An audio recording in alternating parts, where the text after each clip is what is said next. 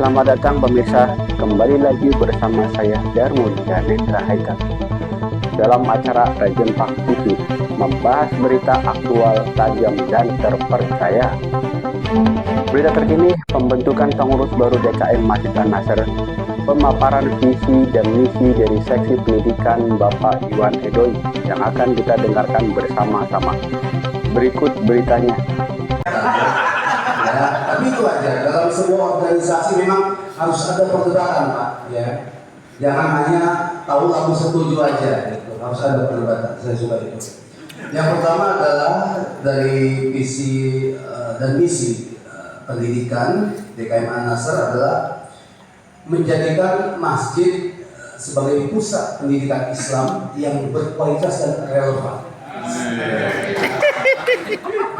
Yang kedua, menjadikan masjid sebagai wadah pengembangan kualitas umat melalui pendidikan keagamaan dan syiar Islam.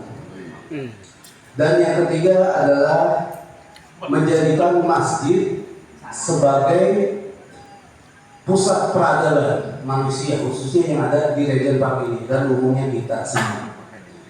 Untuk misinya dalam jangka panjang dan pendeknya, saya sudah membicarakan ini sekitar 7 hari 7 malam dengan Pak Ketua saya, Pak Hairul, dan kita sempat berdebat juga. Yang pertama adalah menambah buku-buku tentang Islam, seperti tentang perjuangan Rasul, kisah-kisah Nabi, dan lain-lain sebagainya.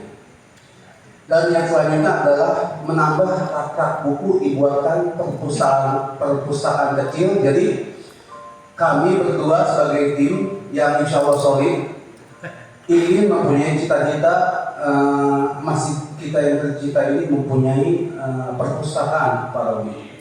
Ya, masalah dibaca dalam yang penting ayat gitu. Kadang memang kita akui kita itu kurang literasi atau kurang membaca ya. Mudah-mudahan jika ada buku-buku yang bernafaskan Islam di masjid kita, insya Allah kita tergerak hatinya untuk menambah jendela pengetahuan kita.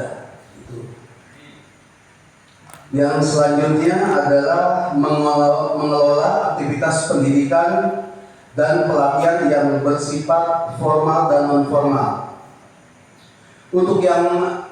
Untuk pendidikan formal, salah satunya adalah yang sudah kita wacanakan dari bertahun-tahun yang lalu. Yang pertama adalah pelatihan memandikan jenazah. Karena seperti yang kita ketahui kemarin ada di warga kami, khususnya di RT 11 ada kejadian bahwa kita memanggil salah satu amil, dicari sampai 3 jam tidak ada. Amil yang lain tidak ada. Nah itu akhirnya menambah waktu. Harusnya bisa lebih cepat memandikan jenazah karena yang berkompeten tidak ada. Jadi ya kita hanya bisa menunggu. Mungkin kejadian itu tidak akan terulang kalau di antara kita semua yang hadir di sini sudah ada yang bisa untuk memandikan jenazah. Seperti itu. Dan yang kedua adalah pelatihan untuk menjadi khotib. Mungkin dari bapak-bapak juga ada yang ingin bercita-cita dari kecil ingin menjadi khotib. Nah, ini saatnya bapak-bapak.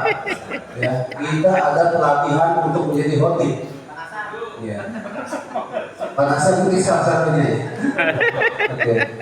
Dan yang ketiga adalah memajukan sekolah DTA dan TPQ yang sudah berjalan.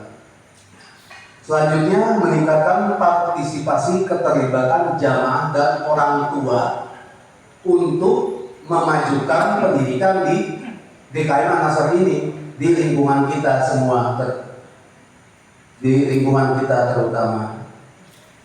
Selanjutnya mengadakan seminar. Selanjutnya mengadakan pawai menyambut Ramadan, HSN dan Muharram. Ya, ini memang sudah berjalan. Kita continue saja. Dan selanjutnya ada perlombaan pekan olahraga dan seni Region Pak atau Porsni.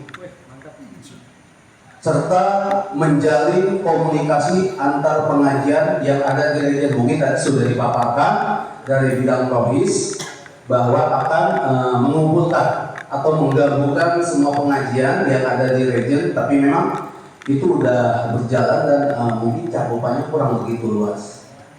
Dan saya juga usul nanti kepada bidang sosial terutama, saya bercita-cita ingin masjid ini, Masjid An-Nasr ini menjadi pusat budaya Islam.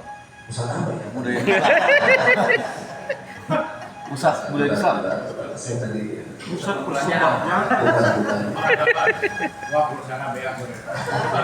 Bukan.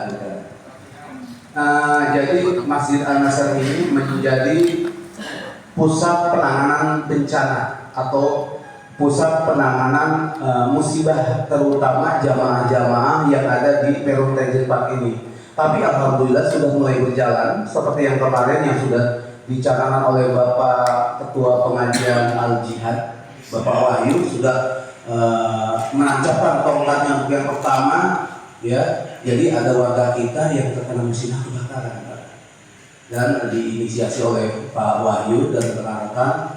Nah, itu salah satunya bukti bahwa masjid ini sudah menjadi pusat penanganan bencana itu. Dan juga yang terakhir, untuk masalah pendidikan non formal berkaitan dengan tadi masalah perawatan, saya sih usul karena yang bisa membersihkan AC itu cuma 1-2 orang, mungkin nanti Pak Ridwan menjadi tutor, walaupun ini bertolak belakang mungkin ya. Jadi melakukan pelatihan cara membersihkan AC yang cepat.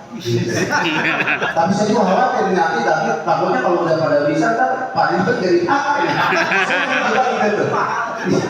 jadi ketika Pak Ridwan atau maintenance tidak bisa, jadi kita yang mempunyai mengikuti pendidikan non formal itu bisa membantu untuk membersihkan air conditioner itu.